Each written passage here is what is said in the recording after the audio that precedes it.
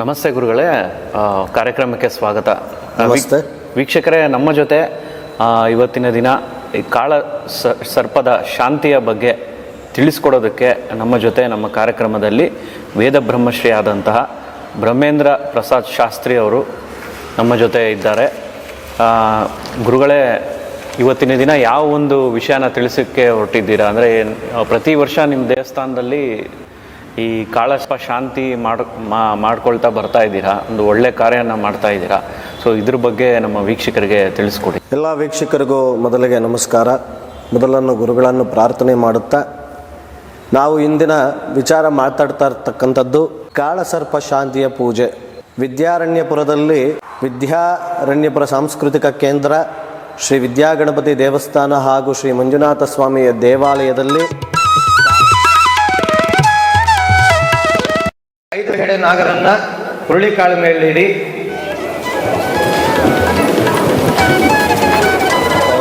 ಅದರ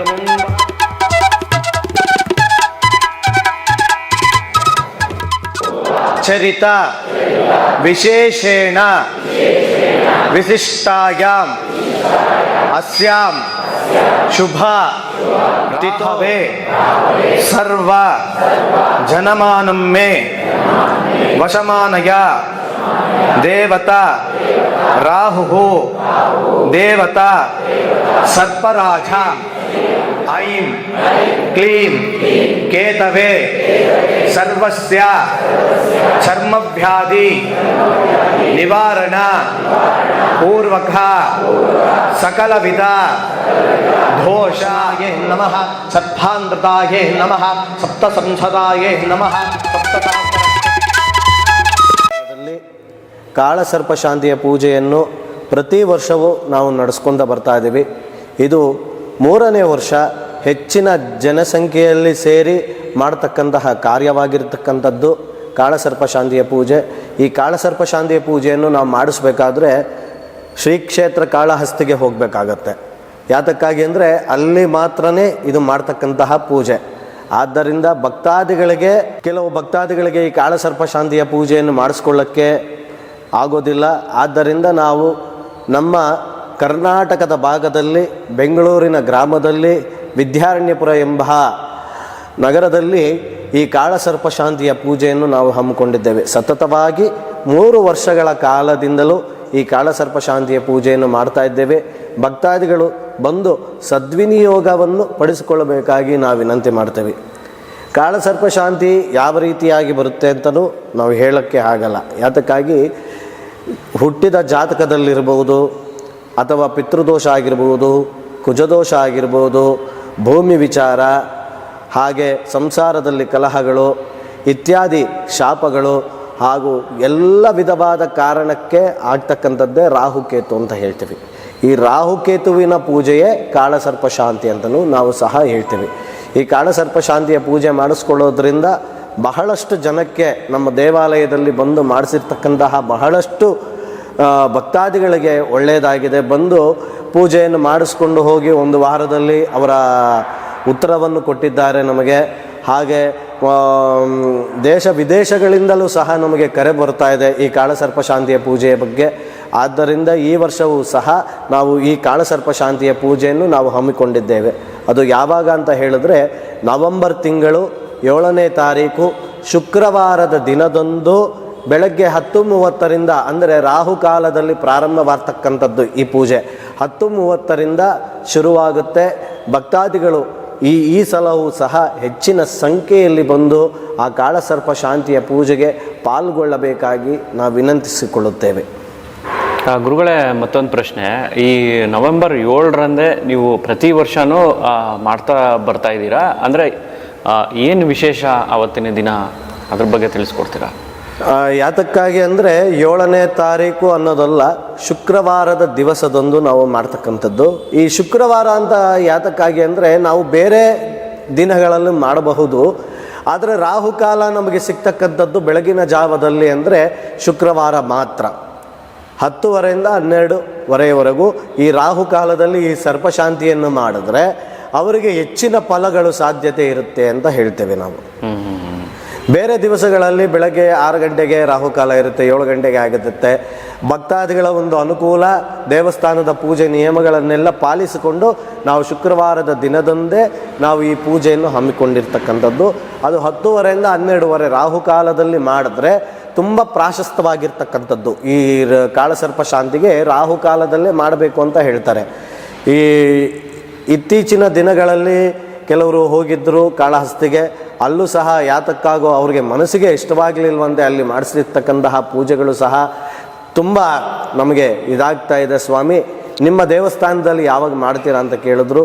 ಆದ್ದರಿಂದ ಹೆಚ್ಚಿನ ಭಕ್ತಾದಿಗಳ ಸಮೂಹದಲ್ಲಾಗಿರ್ಬೋದು, ಒಂದು ಕಮಿಟಿಯ ಪರವಾಗಿ ಆಗಿರ್ಬೋದು, ಈ ಕಾಳಸರ್ಪ ಶಾಂತಿಯ ಪೂಜೆಯನ್ನು ನವೆಂಬರ್ ತಿಂಗಳು ಅಂದರೆ ಕಾರ್ತೀಕ ಮಾಸದಲ್ಲಿ ಮಾಡಿದ್ರೆ ಒಳ್ಳೆಯದು ಅಂತ ಹೇಳಿ ನಾವು ಅಭಿಪ್ರಾಯವನ್ನು ಇಟ್ಟುಕೊಂಡು ನಾವು ಮಾಡ್ತಾ ಇರ್ತಕ್ಕಂಥದ್ದು.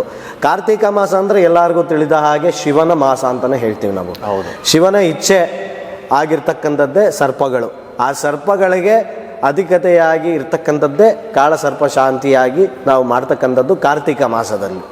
ಸೊ ಪ್ರತಿ ವರ್ಷ ಕಾರ್ತೀಕ ಮಾಸದಲ್ಲಿ ಈ ಒಂದು ಕಾಳ ಸರ್ಪ ಶಾಂತಿಯನ್ನು ಹಮ್ಮಿಕೊಳ್ಳಲಾಗುತ್ತೆ. ಹೌದು ಸರ್, ಖಂಡಿತವಾಗ್ಲೂ ಪ್ರತಿ ವರ್ಷವೂ ನಾವು ಈ ಕಾಳಸರ್ಪ ಶಾಂತಿಯನ್ನು ಕಾರ್ತೀಕ ಮಾಸದಲ್ಲೇ ಮಾಡಬೇಕೆಂಬ ಸಂಕಲ್ಪವನ್ನು ಸಹ ಮಾಡಿಕೊಂಡಿದ್ದೇವೆ. ಸಾಕಷ್ಟು ಬದಲಾವಣೆ ಕೂಡ ಆಗಿದೆ ಇಲ್ಲಿ ಮಾಡಿಸ್ತಕ್ಕಂಥ ಭಕ್ತಾದಿಗಳಲ್ಲಿ. ಹೌದು ಸರ್, ಬಹಳಷ್ಟು ಭಕ್ತಾದಿಗಳಿಗೆ ಸಂತಾನ ಪ್ರಾಪ್ತಿ ಇಲ್ಲ ಅಂದವರಿಗೆ ಸಂತಾನವಾಗಿದೆ. ಬಂದು ಒಂದು ವಾರದಲ್ಲಿ ಅವರು ನಮಗೆ ಉತ್ತರವನ್ನು ನೀಡಿದ್ದಾರೆ. ಭೂಮಿ ವಿಚಾರ ಆಗಿರ್ಬೋದು, ಅವರ ಸಂಸಾರದಲ್ಲಿ ಕಲಹ ತಾಪನೆಗಳಾಗಿರ್ಬೋದು, ವಿವಾಹಕ್ಕೆ ತೊಂದರೆ ಆಗ್ತಾ ಇದ್ದರೆ ಇಲ್ಲಿ ಹೆಚ್ಚಿನಾಗಿ ಬರ್ತಕ್ಕಂಥದ್ದು ನಮಗೆ ಭಕ್ತಾದಿಗಳು ಒಂದು ಸಂತಾನ ಪ್ರಾಪ್ತಿಗಾಗಿ ಒಂದು ವಿವಾಹ ತಡವಾಗ್ತಾ ಇದೆ ಅಂತಲೇ ತುಂಬ ಜನ ಬಂದಿರತಕ್ಕಂಥದ್ದು. ಆ ವಿವಾಹವೂ ಆಗಿದೆ. ಅವರಿಗೆ ಬಂದು ಒಂದು 3 ತಿಂಗಳು, 1 ತಿಂಗಳು, 1 ವಾರ, 3 ವಾರದಲ್ಲೇ ಅವರಿಗೆ ಒಳ್ಳೊಳ್ಳೆಯ ಆ ಭಗವಂತನಿಂದ ಉತ್ತರವೂ ಸಿಕ್ಕಿದೆ. ಆದ್ದರಿಂದ ನಾವು ಕಾಳಸರ್ಪ ಶಾಂತಿ ಈ ನಮ್ಮ ಎಂಟೇರ್ ಅಂದರೆ ಎಲ್ಲೇ ಹೋದರೂ ಈ ಕಾಳಸರ್ಪ ಶಾಂತಿ ಮಾಡಿಸಲ್ಲ. ಕಾಳಹಸ್ತಿ ಒಂದು ಬಿಟ್ಟರೆ ನಮ್ಮ ಕರ್ನಾಟಕದಲ್ಲಿ ನಮ್ಮ ವಿದ್ಯಾರಣ್ಯಪುರದಲ್ಲಿ, ಬೆಂಗಳೂರು ವಿದ್ಯಾರಣ್ಯಪುರದಲ್ಲಿ ಈ ಮಂಜುನಾಥ ಸ್ವಾಮಿ ವಿದ್ಯಾಗಣಪತಿ ದೇವಸ್ಥಾನದಲ್ಲಿ ನಾವು ಮಾಡ್ಕೊಳ್ತಾ ಬರ್ತಾ ಇದ್ದೀರಿ. ಈ ಸಂಕಲ್ಪವನ್ನು ಮಾಡಿರ್ತಕ್ಕಂಥವ್ರು ಯಾರು ಅಂದರೆ ನಮ್ಮ ಕಾರ್ಯದರ್ಶಿಗಳಾಗಿರ್ತಕ್ಕಂತಹ ಡಾಕ್ಟರ್ TG ಜಗದೀಶ್ ಅವರು ಈ ಸಂಕಲ್ಪವನ್ನು ಮಾಡಿ ಈ ಥರ ಒಂದು ಕಾರ್ಯಕ್ರಮವನ್ನು ಮಾಡೋಣ ಅಂತ ಹೇಳಿ ಮೊದಲನೇ ವರ್ಷ ಮಾಡಿದ್ರು. ಆ ಮೊದಲನೇ ವರ್ಷದಲ್ಲಿ ಬಹಳಷ್ಟು ನಮಗೆ ಪ್ರೇಕ್ಷಕರಿಂದ, ಭಕ್ತಾದಿಗಳಿಂದ ಬಹಳಷ್ಟು ನಮಗೆ ಹೆಚ್ಚಿನ ಉತ್ಸಾಹವನ್ನು ತುಂಬಿತ್ತು. ಹೋದ ವರ್ಷವೂ ಸಹ ಮಾಡಿದ್ರಿ. ಅದಕ್ಕೆ ನಿಮ್ಮ ಒಂದು ಅನುಸರಣೆಯಿಂದಲೂ ಸಹ ಚಾನಲಿಂದಲೂ ಸಹ ವಿಶ್ವಪ್ರಿಯ ಚಾನಲಿಂದಲೂ ಸಹ ಪ್ರಸಾರವನ್ನು ಮಾಡಿದ್ದೀರಿ. ಆದ್ದರಿಂದ ಈ ವರ್ಷವೂ ಸಹ ನಮಗೆ ಆ ಭಗವಂತ ಪ್ರೇರಣೆ ಮಾಡಿದ್ದಾನೆ ಶುಕ್ರವಾರದ ದಿನದಂದು. ಆದ್ದರಿಂದ ನಾವು ಮಾಡ್ತಾ ಇದ್ದೀವಿ.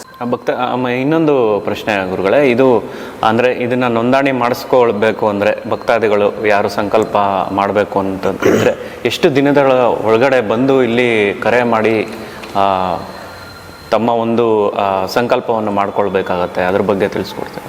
ಇವಾಗಲೇ ಬಹಳಷ್ಟು ಭಕ್ತಾದಿಗಳು ಬಂದು ಬರೆಸ್ತಾ ಇದ್ದಾರೆ. ದೇವಾಲಯದಲ್ಲಿ ದೇವಸ್ಥಾನದ ಅಡ್ರೆಸ್ಸು ಸಹ ನಮ್ಮ ವಿಶ್ವಪ್ರಿಯ ಚಾನಲ್ ಅವರು ಕೊಡ್ತಾರೆ. ಈ ದೇವಸ್ಥಾನಕ್ಕೆ ಬಂದು ರಿಜಿಸ್ಟರ್ ಮಾಡಿಸ್ಕೊಳ್ಬಹುದು, ಅಥವಾ ನಮ್ಮ ಕಾರ್ಯದರ್ಶಿಗಳ ಮೊಬೈಲಿನ ನಂಬರ್ ಸಹ ಕೊಟ್ಟಿರ್ತೇವೆ.